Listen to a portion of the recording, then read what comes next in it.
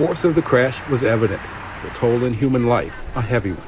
3 people who were in this Dodge Charger were killed around 3:15 this morning on northbound Route 4 near Dower House Road in Upper Marlboro.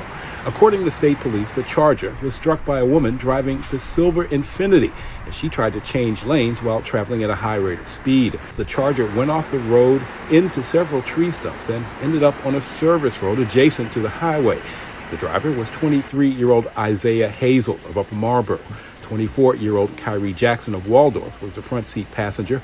Both died at the scene. 24-year-old Anthony Lytton, a backseat passenger, died later at a hospital. All 3 were former football players at Wise High School.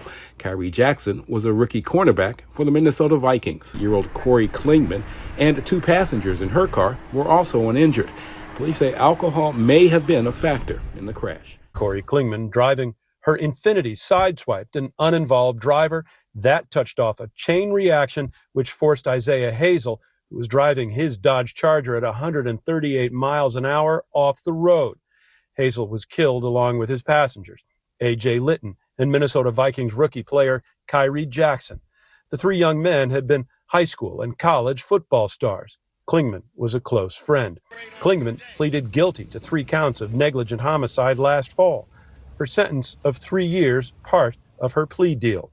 She apologized through tears in court Wednesday after hearing tearful impact statements from Jackson and Lytton's parents. Her actual sentence works out to a bit less than 2 years behind bars.